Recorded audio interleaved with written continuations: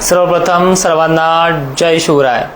30 जुलै आहे आणि आज सकाळपासूनच मराठवाडा, विदर्भ, खानदेशमध्ये अनेक भागांना सुरुवात झाली आहे। 26 ते 30 तारखेपर्यंत महाराष्ट्र व्यापणार आहे असं दिलेल्या अंदाजाप्रमाणे राज्यात वाऱ्याच्या सोबत आज पाऊस ऍक्टिव्ह झालाय।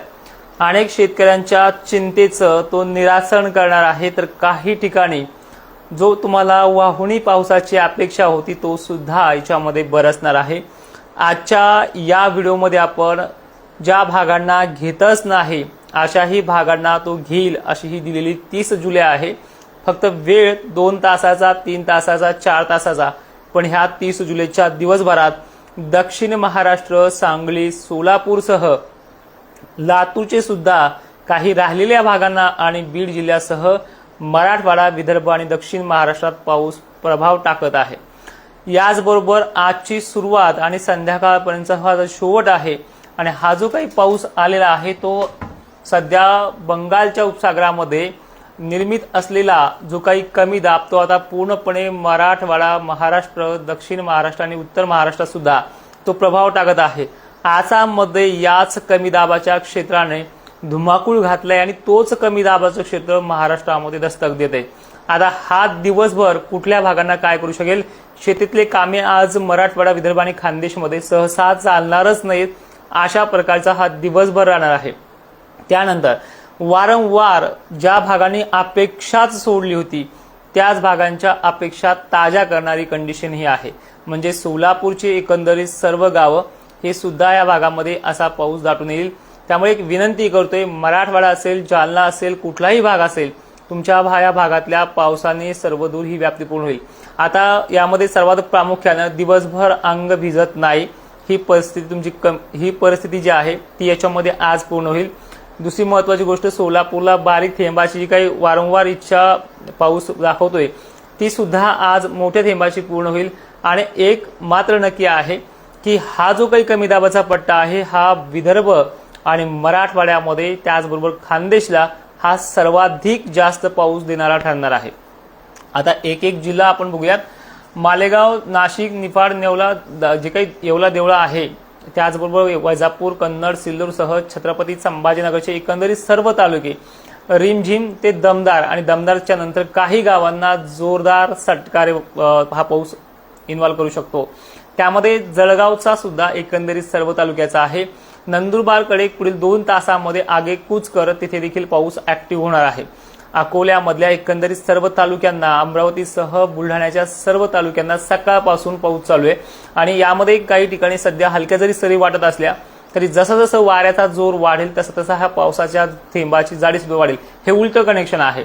ज्यावेळेस पश्चिमी पाऊस येत असतो त्यावेळेस तो पाऊस वाऱ्याने कमी होत असतो, पण ज्यावेळेस बंगालच्या उपसागराकडनं कमी दाब येतो त्यावेळेस त्यासोबत वारेही असतात आणि त्यानुसार सळके सुद्धा जोरदार असतात। वारे जरी तुम्हाला पश्चिम पूर्व वाटत असले तरी हा कमी दाबाचा पट्टा उत्तर दक्षिण असा फिरतो आहे। त्यानंतर गजानन महाराजांच्या शेगाव पासून मेहकर, वाशिम आणि हिंगोलीला सुद्धा काही ठिकाणी जोर वाढणार आहे। यामध्ये अनेक भाग जे आहेत ते दुपारनंतर मोठ्या पावसाच्या प्रतीक्षेत आहेत। इथे सुद्धा अनेक ठिकाणी चांगली सुरुवात देखील होऊ शकते। हा आजची ही 30 जुलै आहे ती पूर्णपणे राज्यातली सर्व दूरची व्याप्ती पूर्ण करणार आहे। आज आपल्याला बऱ्याच कमेंट असे येतील की आमच्याकडे अजून हलकाच चालू आहे। हा पाऊस दिवसभर तुम्ही पहा, ऑब्झर्व करा की नेहमी पडणाऱ्या पावसामध्ये आणि ह्या पावसामध्ये काय फरक आहे, तुम्हाला तो स्पष्ट दुपारी 4 वाजता 5 वाजता दिसून जाईल। आता विषय आहे लातूर भागाकडे, दुष्काळी पट्टा म्हणून ओळख असलेला महाराष्ट्रातला हा दक्षिणी कोपरा। लातूरच्या उदगीर, सावंतवाडी, अहमदपूरमध्ये काल 2 दिवसामध्ये वाहुणी पावसाची नोंद झाली असे अनेक भाग आहेत। मान्य करतो तिथे काही ठिकाणी सोडलंय, पण तिथे आज सकाळपासूनच हाजरी लावली आहे। त्यामुळे पेरणी केलेल्या पिकांना सुद्धा दिलासा मिळतोय आणि एकंदरीत ह्या भागातलं चित्र सुद्धा अजून दिवसभर इथे पाऊस उघडणार नाही। उघडणार आहे पण कसा, 2 तासाचा, 3 तासाचा मध्यम चितोडी का महिना चालू जातील। फवारणीसाठी महाराष्ट्रात एकंदरीत कुठेच कोण्याच कोपऱ्यामध्ये दिवसभर फवारा चालेल किंवा कामं चालतील अशी ही नाहीये। ठीक आहे, तर लातूर जिल्ह्याचा आणि सोलापूरचा, धाराशिवचा जो कनेक्टिंग एरिया आहे, म्हणजे सोलापूरला चांगला पाऊस झाला तर खाली इकडे उमरगाकडे बरा होतो, बीडकडनं पात्र आलं की लातूरकडे चांगलं, केजकडे चांगलं होतं, पण हे असं नाहीये।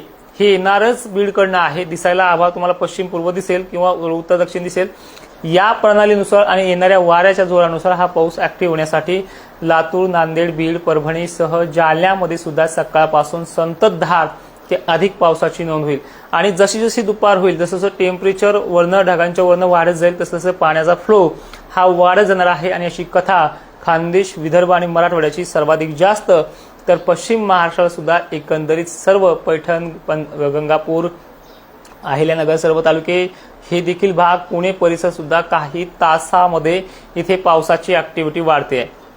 ठीक आहे. आणि एकंदरीत आता काही भाग असे होते की तिथे सुरुवातच होत नाहीये, जरी पाऊस गेला तरी बाजूने पळणार. पण हा सर्वदूर पडणारी प्रणाली आहे. जवळपास याची 95 ते 90% व्याप्ती आहे. ह्या 90%च्या व्याप्तीमध्ये हे गाव आवर्जून घेतले जातात.